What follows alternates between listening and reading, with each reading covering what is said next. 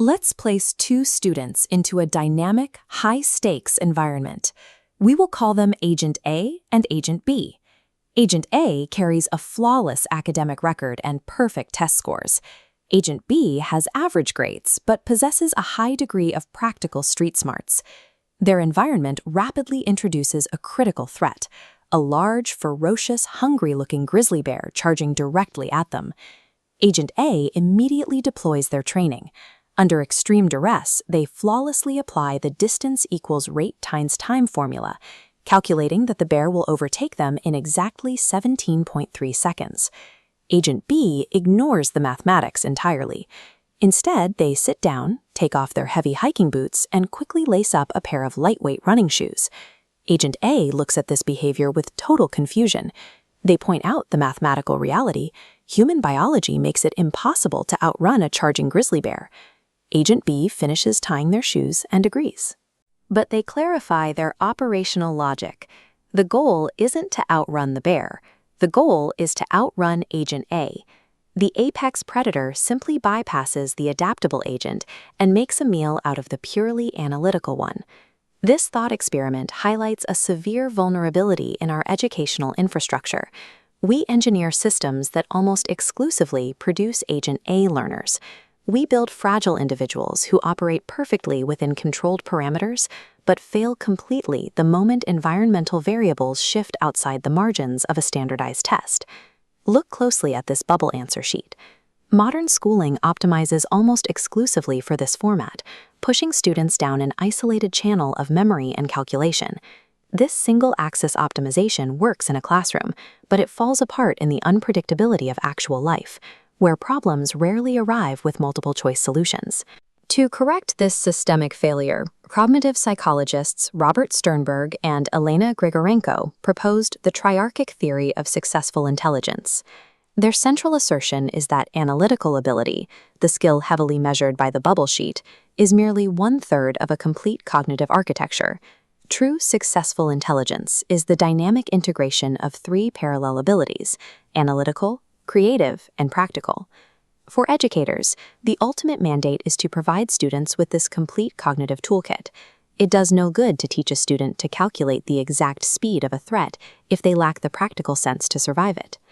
This text box from Sternberg and Grigorenko outlines the 5 specific components of successful intelligence. Points 1 and 2 require us to operationalize how we define success. It begins with the bounding box of a specific sociocultural context. Intelligence does not exist in a vacuum. It is entirely dependent on the specific standards, constraints, and expectations of the surrounding environment. The value of specific cognitive traits fluctuates wildly depending on where you are. The skills required to excel in a quiet, heavily structured academic classroom are entirely different from those required to navigate a chaotic forest.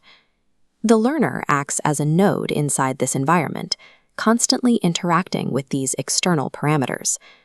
A flawless GPA or a genius-level IQ score becomes useless if the learner cannot translate those metrics into tangible value within their specific sociocultural reality. This brings us to axioms 3 and 4, the recognition of personal strengths and weaknesses. True intelligence is not defined by universal proficiency. No individual is good at everything. Instead, intelligence is an active, metacognitive mechanism of resource allocation. A successfully intelligent person deliberately identifies their known cognitive strengths and heavily exploits them. Equally important, they identify their weaknesses and deliberately engineer workarounds to compensate for them. They do not waste energy trying to hide their flaws. They build structural supports so those blind spots never result in systemic failure. Axiom 5 establishes environmental agency, the ability to adapt to, shape, and select environments. Conventional education strictly teaches passive adaptation. It trains students to conform to the existing rules of a test or a rubric. But successfully intelligent individuals go further. They actively shape their environment, bending the external parameters to better fit their own cognitive strengths. If the environment cannot be shaped, they retain the agency to select a completely new environment, much like Agent B realizing they could change the parameters of the bear chase. The underlying engine that makes this agency possible is the triarchy of abilities. Analytical thinking identifies the problem. Creative thinking generates a novel solution. Practical thinking executes it. True environmental agency requires all three gears turning in synchronization. If an educational curriculum removes the creative and practical components, the entire cognitive engine stalls. Curriculum developers often push back against this framework. Given severe time constraints and the pressure of standardized testing, prioritizing practicality and creativity feels like an unachievable luxury. However, the empirical data in Sternberg and Grigorenko's research provides a direct counterargument. Note this passage. Research shows that even if a teacher's only goal is to improve recall of factual knowledge, they obtain better results using triarchic techniques than by teaching for straight recall. The conventional pipeline pushes information through a single channel of analytical memory. Triarchic instruction distributes that same data across three parallel cognitive channels. The single channel yields a fragile output. The triarchic pipeline produces a robust output of enhanced recall and successful intelligence. Engaging multiple cognitive pathways to solve a practical or creative challenge forces the brain to build a denser, more resilient knowledge graph than isolated repetition. The directive for instructional designers is clear. Audit current lesson plans and identify where the creative and practical pipelines are bottlenecked, and open them up. Because if an assessment only asks a student to measure the speed of the bear, it fails the learner.